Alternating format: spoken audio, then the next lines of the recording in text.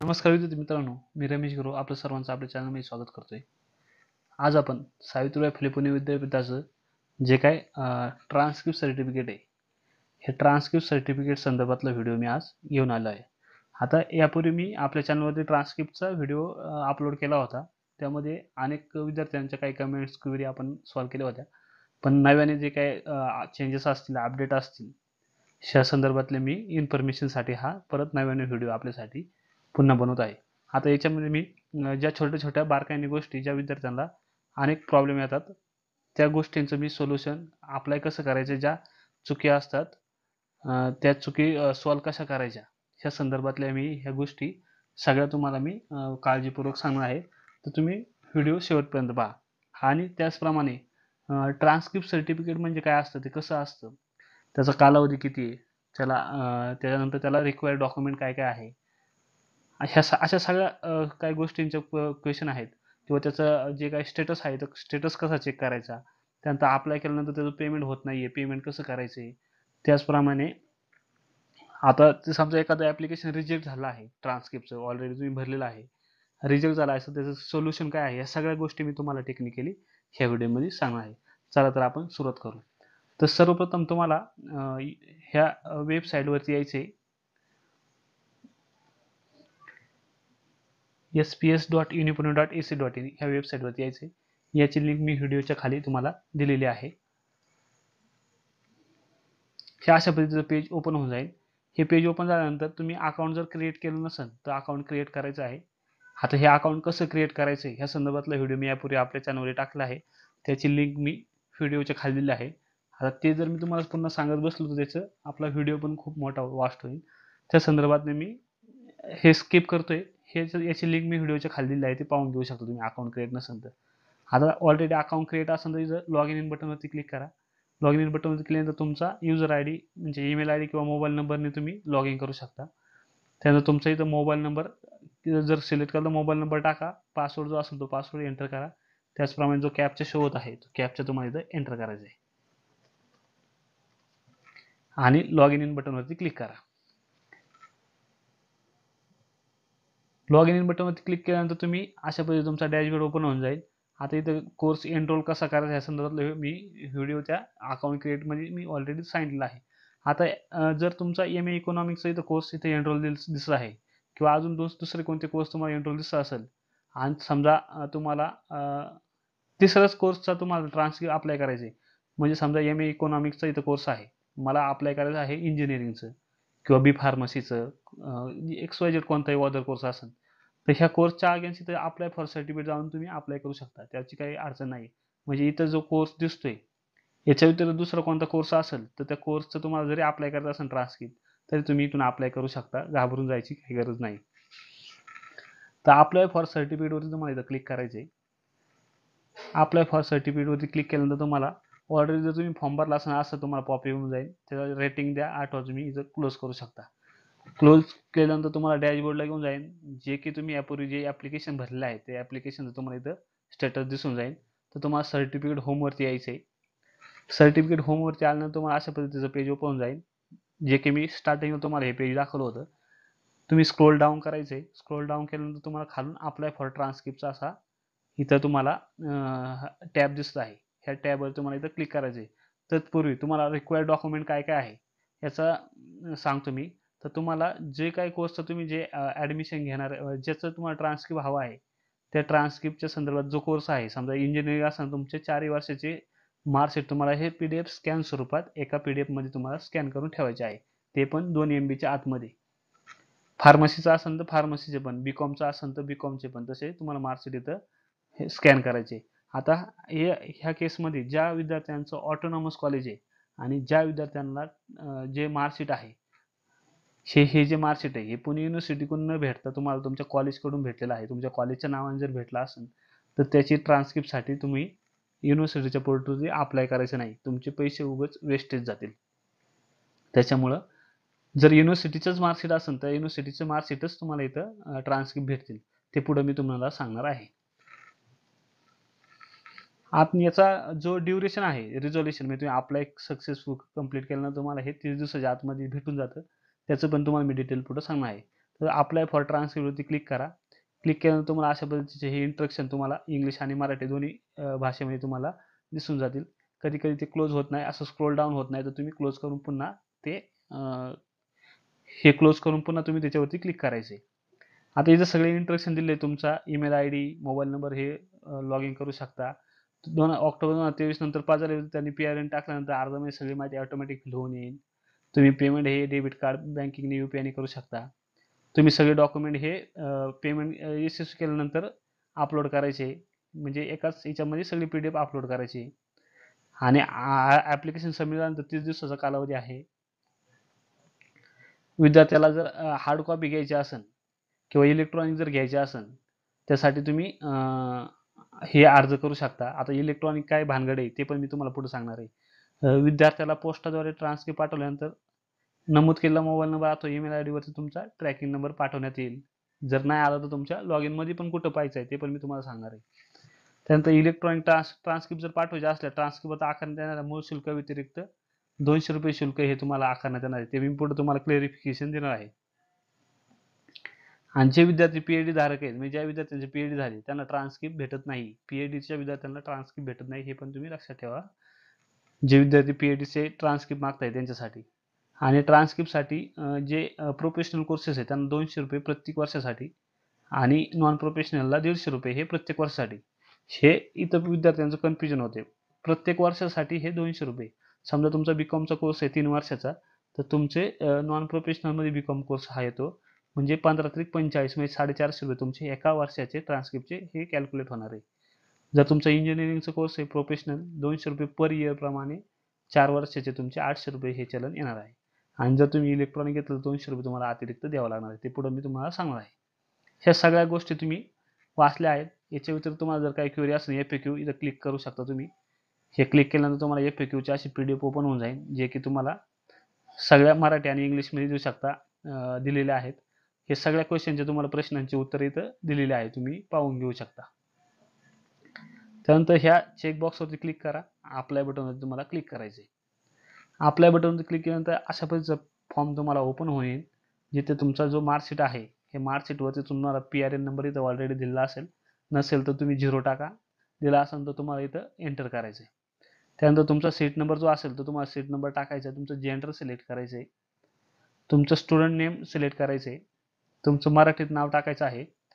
तुमचं मदरचं नेम पण ते जे असेल मार्कशीटप्रमाणे ते तुम्हाला टाकायचं आहे. मार्कशीटप्रमाणे सगळ्या डिटेल भरायचे आहे तुम्हाला. मराठीत पण तुम्हाला ते नाव टाकायचं आहे. तुमचा डिलिव्हरी पिनकोड जो असेल तो पिनकोड टाका, जिथे की ज्या ॲड्रेसवर तुम्हाला हे स्पीड पोस्ट करायचं आहे. मी तुम्हाला तिथं ट्रान्सक्रिप्ट रिसीव्ह करायचं आहे अशा ठिकाणी. तुमचा मोबाईल नंबर टाका. तुमचा ईमेल आय डी टाकायचा आहे. तुमची डेट ऑफ बर्थ सिलेक्ट करायची आहे, जी असेल तुमची ती.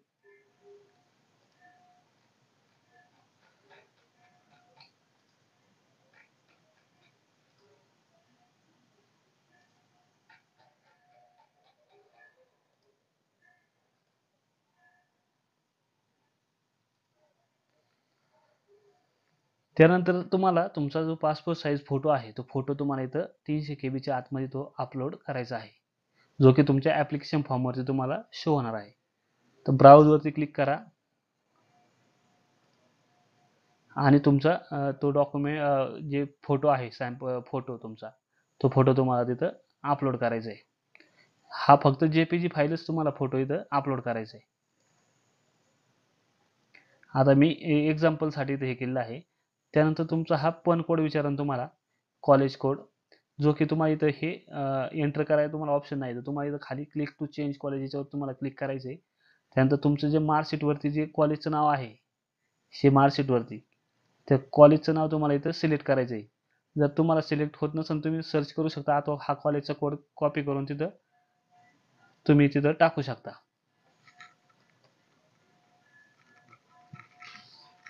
आणि या सिलेक्ट बटनवर तुम्हाला इथं क्लिक करायचं आहे. सिलेक्ट बटनवर क्लिक केल्यानंतर तुम्हाला college has been change successfully असा ऑप्शन येऊन जाईल. ओके म्हणायचे तुम्हाला. त्यानंतर तुमची फॅकल्टी जी असेल ती फॅकल्टी तुम्हाला इथं चूज करायची. आता समजा माझी फॅकल्टी आहे फार्मसी, तर फार्मसी सिलेक्ट करा. मॅनेजमेंट असेल तर मॅनेजमेंट सिलेक्ट करायची. जी तुमची फॅकल्टी असेल ती सिलेक्ट करा. तुमचा कोर्स नेम जो असेल तो कोर्स नेम तुम्हाला इथं सिलेक्ट करायचा आहे.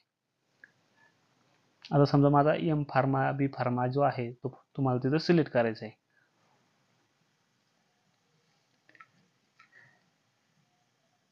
आता मी इंजिनिअरिंगचं घेतो कारण का बेसिकली जास्त करून कॅन्डिडेट हे इंजिनिअरिंगसाठी अप्लाय करतात.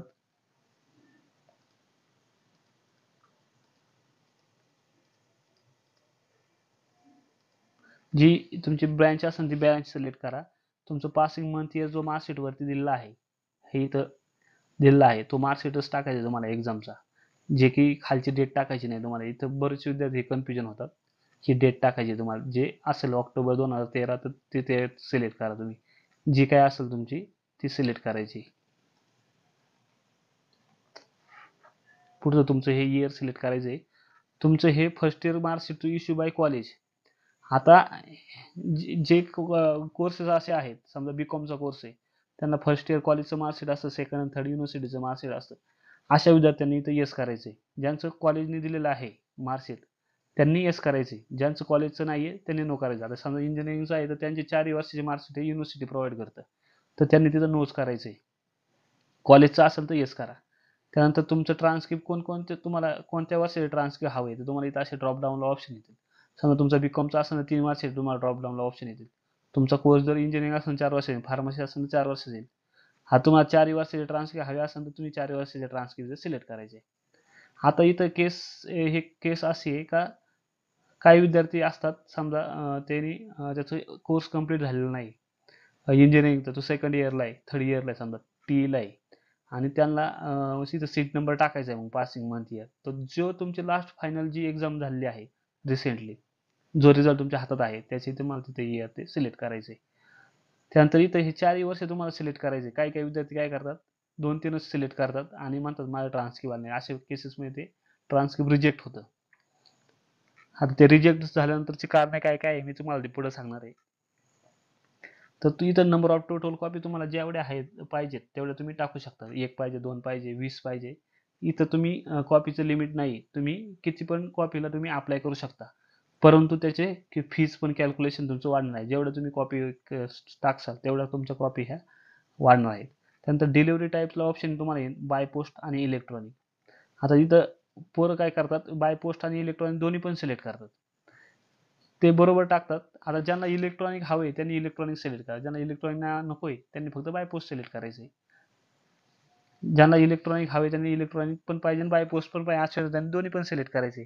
आणि ज्या विद्यार्थ्यांना फक्त इलेक्ट्रॉनिक हवे त्यांनी इलेक्ट्रॉनिक सिलेक्ट करायचे. आता इलेक्ट्रॉनिक काय भानगड आहे तर इलेक्ट्रॉनिक ट्रान्सक्रिप्ट अशी प्रोसेस आहे का जे ते की जर तुम्ही पुढे जाऊन सांगतो तुम्हाला नंबर ऑफ कॉपी आपण तुम्हाला 2 मागितलेले आहे.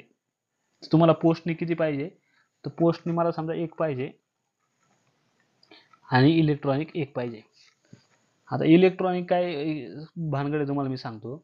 आता ॲडिशनल कॉपी जे तुमचे इलेक्ट्रॉनिक जर असेल तर आता इलेक्ट्रॉनिक कॉपीचे तुमचे ₹200 ॲडिशनल चार्ज लागणार आहे. समजा आता इंजिनिअरिंगचा कोर्स 4 वर्षाचा आहे. 200 प्रोफेशनल कोर्सला ₹200 सुरुवातीला सांगितल्याप्रमाणे. म्हणजे हे 4 वर्ष झाले ₹800 प्लस हे 200 म्हणजे ₹1000 तुम्हाला चलन हे लागणार आहे. हे एका कॉपीचे. प्लस तुमची ही एक बाय पोस्ट कॉपी आणि एक इलेक्ट्रॉनिक. आता इलेक्ट्रॉनिकचे ₹1000 झाले आणि पोस्टचे ₹800 म्हणजे असे टोटल ₹1800 चलन तुम्हाला हे कॅल्क्युलेट होऊन येईल पुढं. आता मी तुम्हाला पुढं सांगणार आहे. आता इथं विद्यार्थ्यांना एक इंस्ट्रक्शन दिलेलं आहे. मॅक्झिमम 5 इलेक्ट्रॉनिक डिलिव्हरी तुम्ही ॲट अ टाइम करू शकता. फक्त इलेक्ट्रॉनिक आणि फिजिकली घ्यायचं तर तुम्ही अनलिमिटेड किती पण करू शकता. 40, 50, 20 जेवढ्या हव्या तेवढ्या. फक्त इलेक्ट्रॉनिकला 5चं तुम्हाला ऑप्शन दिलेलं आहे. त्यानंतर electronic copies transcript will send applicant personal email ID वरती. म्हणजे तुमच्या पर्सनल मेल आयडी वरती कॅन्डिडेटच्या पाठवत नाही. विद्यार्थी काय करतात पर्सनल मेल आयडी टाकतात आणि मग युनिव्हर्सिटीला म्हणतात की आम्हाला पर्सनल मेल आयडी वरती ट्रान्सक्रिप्ट पाठवा. तर हे ट्रान्सक्रिप्ट तुम्हाला पाठवलं जात नाही तुमच्या पर्सनल मेलवरती.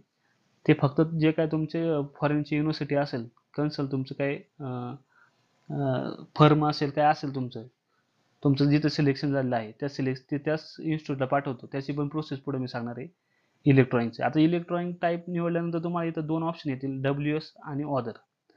आता WS म्हणजे वर्ल्ड एज्युकेशन सर्व्हिस, जो की तुमचं ते वर्ल्ड एज्युकेशन सर्व्हिसच्या पोर्टलवरती गेल्यानंतर तुम्ही रजिस्ट्रेशन करता. त्या रजिस्ट्रेशन केल्यानंतर तुमचा जो काही रेफरन्स नंबर असतो तो रेफरन्स नंबर जनरेट झाल्यानंतर तुम्हाला तो इथं एंटर करायचा आहे. आता काही विद्यार्थी इथं सिलेक्ट करतात WS आणि रेफरन्स नंबर 0 टाकून देतात. अशा केसला युनिव्हर्सिटी तुमचे इलेक्ट्रॉनिक ट्रान्सक्रिप्ट पाठवत नाही, ते तुमचं पेंडिंग राहतं. आणि त्यामुळे तुमचा हा WS रेफरन्स नंबर असेल तरच सिलेक्ट करा, तो करू नका.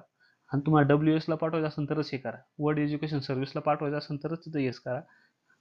आता समजा ऑदर युनिव्हर्सिटी अथवा ऑर्गनायझेशन जर सिलेक्ट केलं तुम्ही, तर तुम्हाला इथं युनिव्हर्सिटीचं नाव विचारतं.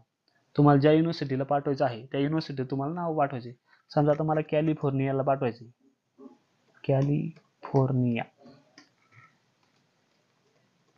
युनिव्हर्सिटी, तर मी तिथं कॅलिफोर्निया युनिव्हर्सिटी टाकल किंवा त्यांचा मेल आय डी इथं कंसामध्ये मी ब्रॅकेटला पुढे जाऊन टाकू शकता तुम्ही, जो असेल त्यांचा तो. अशा पद्धतीने टाकायचे. आता हे तुम्ही सगळं केलं, पण पुढे सगळ्यात महत्त्वाचे इथे इंस्ट्रक्शन दिले तुम्हाला इलेक्ट्रॉनिक्ससाठी, हे विद्यार्थी कॅन्डिडेट वाचत नाहीये का. SPUला ही फॉर्मल ईमेल रिक्वेस्ट आवश्यक आहे. जे काय तुमचे युनिव्हर्सिटी असेल किंवा तुमची काही हे असेल त्या युनिव्हर्सिटीकडनं तुम्हाला ह्या transcript@unipune.ac.in याच्यावरती त्या युनिव्हर्सिटीकडनं मेल आल्यानंतरच युनिव्हर्सिटी तुमचं ट्रान्सक्रिप्ट हे स्कॅन करून PDF स्वरूपात त्या युनिव्हर्सिटीला डायरेक्ट पाठवतं, जे की तुमच्या पर्सनल मेल ID वरती किंवा तुम्हाला पाठवत नाहीये. आणि ते मेल पाठवताना तुम्हाला CC मध्ये वगैरे ठेवलं जात नाही. तुम्हाला फक्त युनिव्हर्सिटीकडून एक फॉर्मली मेसेज येऊन जाईल का तुमचं ट्रान्सक्रिप्ट कन्सर्न युनिव्हर्सिटीला पाठवलेलं आहे.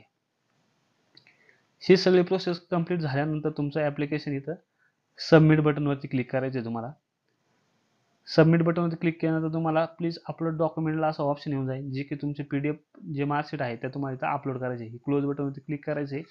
आता इथं त्यांनी इंस्ट्रक्शन दिलेत का तुमचे जे मार्कशीट आहे त्या मार्कशीट ह्या सुस्पष्ट असाव्या, म्हणजे क्लिअर मार्कशीट तुम्हाला स्कॅन करायचे. समजा ही मार्कशीट आहे, याच्या ही जी अलाइनमेंट आहे, ही बॉर्डर जी आहे, ह्या सगळ्या व्यवस्थित दिसल्या पाहिजे.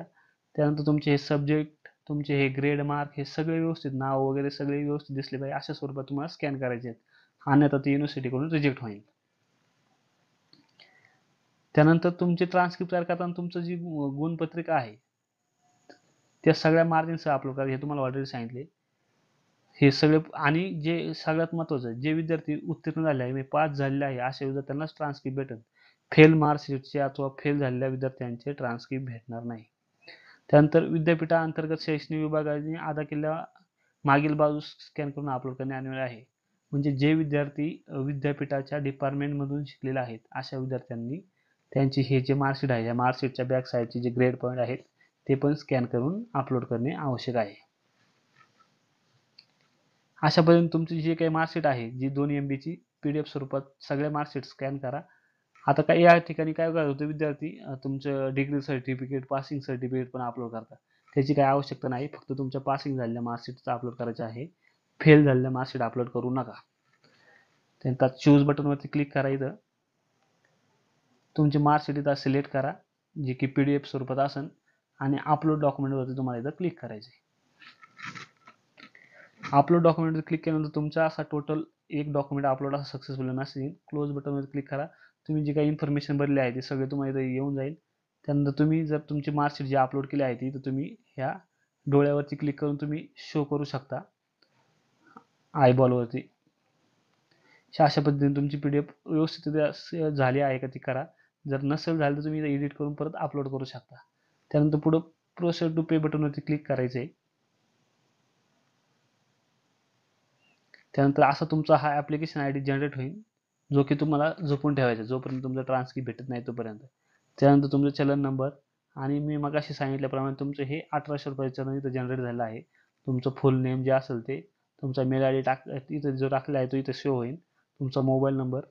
त्यानंतर खाली तुम्हाला स्क्रोल डाऊन करायचं आहे. पेमेंट गेटवे हा बँक ऑफ महाराष्ट्र चेक बॉक्सवर क्लिक करायचे. त्यानंतर प्रोसेस बटनवरती क्लिक करायचे तुम्हाला. प्रोसेस बटनवरती क्लिक केल्यानंतर तुम्हाला इथं credit card, debit card, UPI तुम्ही पेमेंट करू शकता. आता इथं ज्या विद्यार्थ्यांचं पेमेंट ऑलरेडी झालेलं आहे, तुमच्या अकाउंटमध्ये डिडक्ट झाले आहे, त्यांनी पुन्हा पेमेंट करायची आवश्यकता नाही. अशा विद्यार्थ्यांनी डबल पेमेंट केल्यास त्यांचं कोणत्या पद्धतीने रिफंड विद्यापीठ करत नाही. अशा पद्धतीने तुम्ही इथं पेमेंट करू शकता.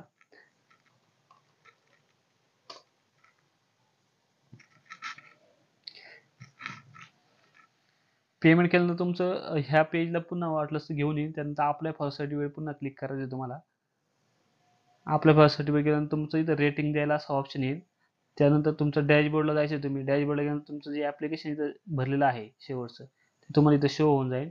जे की तुमचं पेमेंट झालं असेल तर सक्सेसचा मेसेज येईल. इथं अपलोड फॉर्म ॲप्लिकेशन डाउनलोडला असा ऑप्शन येईल तुम्हाला. आणि जर तुमचं पेमेंट झालं नसेल तर पेंडिंग असा मेसेज येईल आणि मेक पेमेंटला पुन्हा तुम्ही पेमेंट करू शकता. जर तुम्हाला हे ॲप्लिकेशन चुकीचं वाटत असेल तर तुम्ही डिलीट पण करू शकता पेमेंट करायच्या अगोदर. एकदा पेमेंट झाल्यानंतर तुम्हाला इथं तुमचा ऑप्शन हा गायब होऊन जाईल. आता ज्या विद्यार्थ्यांचं हे फॉर्म भरला आहे त्या फॉर्म भरल्यानंतर तुमचं 30 दिवसाच्या आतमध्ये तुमचं ट्रान्सफर तुमच्या ॲड्रेसवरती सगळे जर डॉक्युमेंट ओके असेल तर येऊन जाईल. आता तुमचं ज्यावेळेस युनिव्हर्सिटी पोस्ट करते ट्रान्सक्रिप्ट, त्यावेळेस तुम्हाला इथं ह्या बॉक्समध्ये तुम्हाला ट्रॅकिंग आय डी दिला जातो. तुमच्या मेल आय डीवरती नाही आलं तर तुमच्या इथं ट्रॅकिंग आय डी जे रेडी झाल्यानंतर इथं येऊन जाईल, जो की तुमचा इंडियन पोस्टचा हा ट्रॅकिंग आय डी असेल. आणि इलेक्ट्रॉनिक असेल तिथं तुम्हाला काही स्टेटस वगैरे काही अपडेट होणार नाही, फक्त हा स्टेटस तुम्हाला दिसून जाईल. आता सगळ्यात महत्त्वाचं, हे सगळे प्रोसेस झाल्यानंतर युनिव्हर्सिटी तुमचं ट्रान्सक्रिप्ट रेडी करून तुमच्या ॲड्रेसवर पोस्ट करीन. आता तो इलेक्ट्रॉनिक असेल तर इलेक्ट्रॉनिक पाठवून देईन. आता सगळ्यात महत्त्वाचं म्हणजे शेवटचा असा मुद्दा आहे का विद्यार्थ्यांना वाटतं ट्रान्सक्रिप्ट म्हणजे नक्की काय असतं, कसं असतं. हे ट्रान्सक्रिप्ट कसं असतं ह्याचं मी तुम्हाला घेऊन सांगणार आहे आता. तर ते तुम्हाला जर टेक्निकल काही क्वेरी असेल तर हा नंबर दिला आहे, ह्या नंबरवर तुम्ही कॉल करू शकता. ट्रान्सक्रिप्टच्या रिगार्डिंग जर काही क्वेरी असेल तुम्हाला, तुम्ही पण त्या ह्याच्यावरती कॉल करू शकता. तर हे पुणे युनिव्हर्सिटीचं ट्रान्सक्रिप्ट ह्या अशा फॉर्मॅटमध्ये बनवलेलं आहे. आता मी 2-3 ट्रान्सक्रिप्ट कोर्सेसचे घेऊन आलो आहे तुमच्यासाठी. समजा आता हे इंजिनिअरिंगचं ट्रान्सक्रिप्ट आहे. तुमचं हे कन्सोलिडेटेड मार्कशीट म्हणजे आता हे सेकंड इयरपासून आहे. समजा फर्स्ट इयरच्या कॅन्डिडेटचं नसेल, डायरेक्ट सेकंड इयर ॲडमिशन असेल, अशा केसवाले हे सेकंड इयरचं तुमचं टी, बी आणि अशा पद्धतीने हे सिग्नेचर वगैरे तुमचं इथं स्टॅम्प वगैरे युनिव्हर्सिटी दिला असतो. अशा पद्धतीने ट्रान्सक्रिप्ट रेडी होऊन तुम्हाला ते सील एनव्हलपमध्ये तुम्हाला भेटून जातं ते. जिथं जिथं की वरती तुमचं नाव असेल, सीट नंबर असेल, ह्या सगळ्या गोष्टी तुम्हाला इथं मेन्शन असतात. हे इंजिनिअरिंगचं झालं. आता आपण हे बॅचलर ऑफ सायन्स एक ट्रान्सक्रिप्ट तुम्हाला सॅम्पलसाठी घेऊन आलो आहे. जे काय तुमचं ग्रेड असेल तो इथं येऊन जाईल. तुमचं नाव असेल, तुमचा सीट नंबर, पासिंग इयर, तुमचा PRN नंबर असेल. त्यानंतर तुमचं हे समजा आता BSCचं फर्स्ट इयर तुमचं BSc, second year, third year अशा पद्धतीने तुमचं हे ट्रान्सक्रिप्ट हे सगळं बनलेलं जातं. आणि ते झाल्यानंतर तुम्हाला पॅक सील एनव्हलपमध्ये तुमच्या ॲड्रेसवरती येऊन जाते.